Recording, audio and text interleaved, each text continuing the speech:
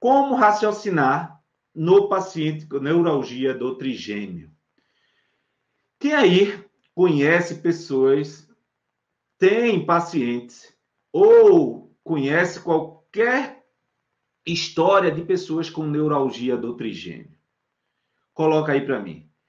Para quem não conhece, a neuralgia do trigêmeo é uma disfunção de enorme comprometimento da qualidade de vida do paciente. É uma neuralgia que é uma alteração de sensibilidade, de função neurológica do nervo trigêmeo, que é o quinto par de nervo craniano. E nesse quinto par de nervo craniano, que é o trigêmeo, ele gera sensibilidades, distúrbios motores, alterações na audição, sensibilidades associadas com o zumbido. E desta forma, você saber raciocinar e eliminar de forma rápida e consistente a dor do paciente não é um favor que você vai fazer para você. É um favor que você vai fazer para o paciente. E eu descobri isso quando eu recebi uma senhora, tá? De 46 anos, ia completar 47 anos, com a neuralgia do trigêmeo enorme, que é exatamente o que eu vou ensinar você hoje a raciocinar. Com limitação já há 3 meses para dormir, para mastigar, já tinha perdido 5 quilos por dificuldade de mastigação. Já tinha passado por dentista, que tinham prescrito para ela a placa miorrelaxante, porque achava que era associado com um problema de bruxismo. Já tinha passado por fisioterapeuta, por outro dentista, e nada resolvia. Já estava começando a ficar com dificuldade na audição.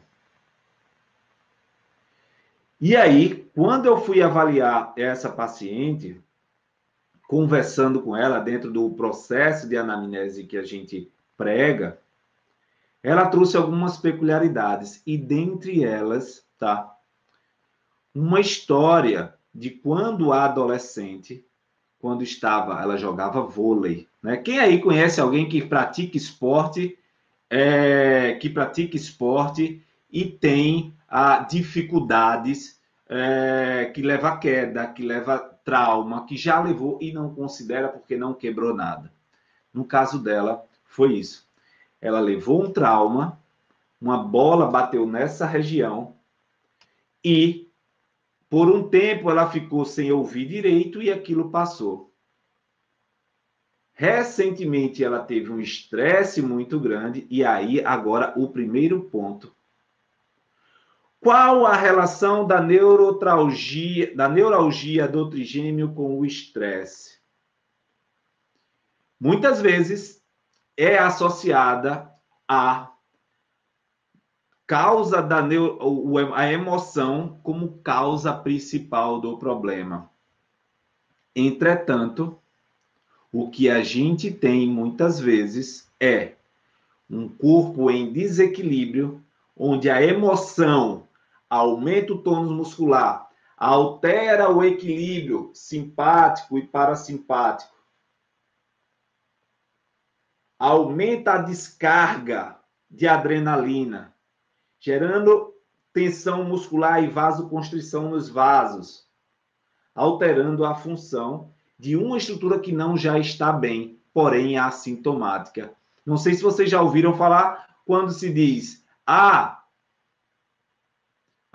o sintoma é apenas um sinal de alerta. Quem já ouviu falar essa expressão, bota aí. O sintoma é apenas um sinal de alerta. Sim. E muitas vezes o corpo está em desequilíbrio, mas não teve o gatilho para fazer com que isso gere um problema.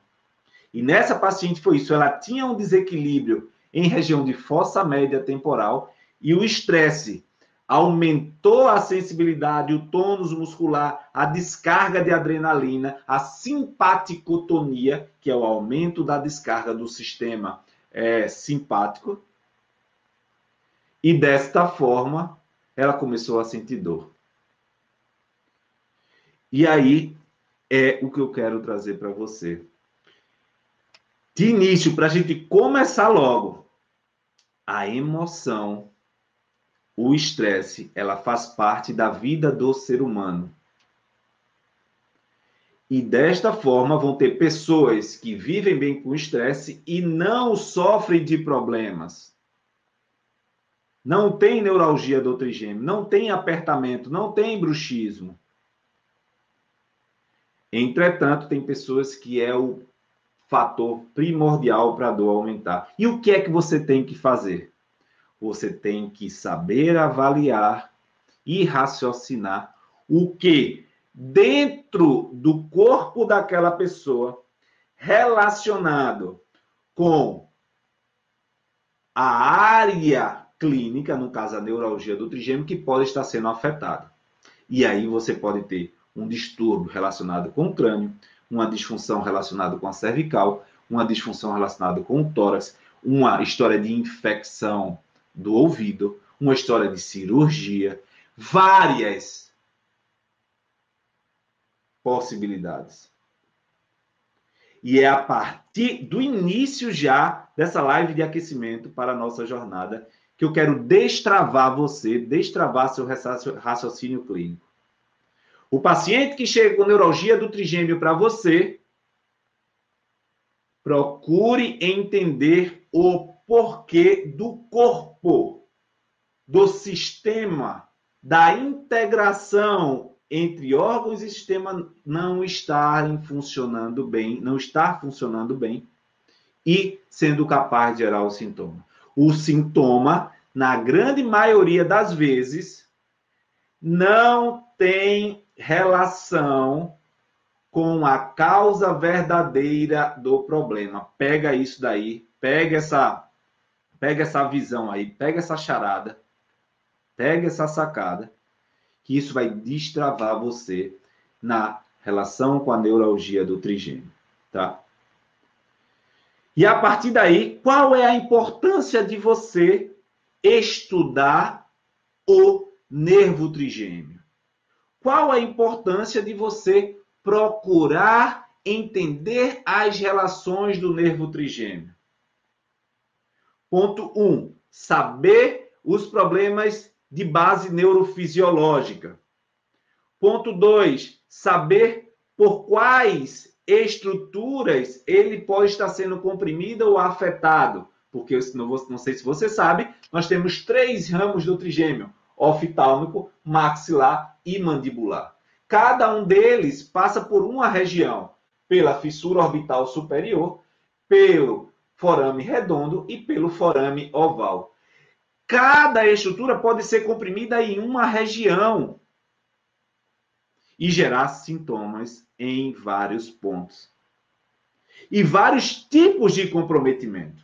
Só para você ter noção, existem 4 controles básicos do neurotrigêmeo. Propriocepção, através do núcleo mesencefálico lá no tronco encefálico. Tato e pressão pelo sensitivo principal, núcleo dentro do tronco encefálico. Motora, músculos mastigatórios, tá?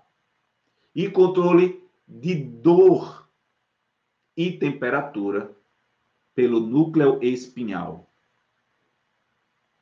E sabe por que é espinhal? Porque tem relação com a coluna. E esse raciocínio clínico que eu quero montar agora com você é que se eu tenho problemas, relações associados com dor e alteração de temperatura, presta muita atenção agora. Se eu tenho problemas associados com dor e temperatura, é o núcleo trigeminal espinhal, que tem relação medular com as cervicais. E a partir dessas relações medulares cervicais, você vai trabalhar a coluna cervical que se encaixa aqui.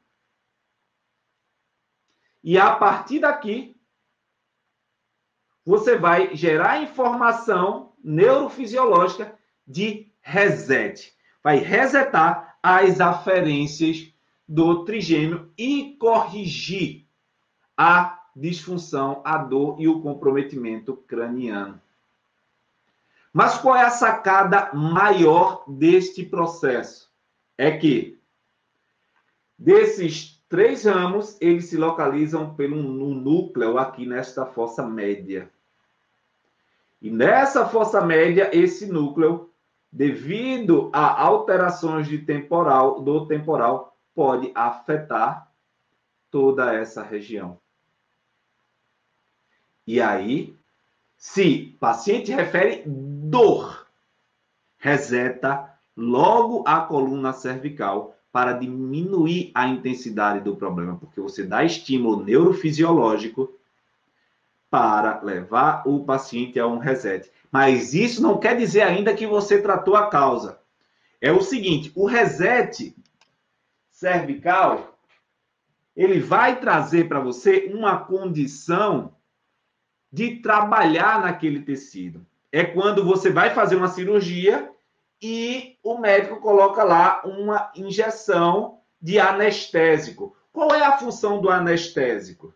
A função do anestésico é exatamente para gerar condição para o corpo e, a partir disso, este corpo ser manipulado de forma segura, ser trabalhado para que você não tenha medo de piorar o quadro clínico do paciente. Essa é a diferença de quem sabe raciocinar para eliminar a dor com foco na causa, com consistência. E a partir desse entendimento, você vai procurar outro ponto.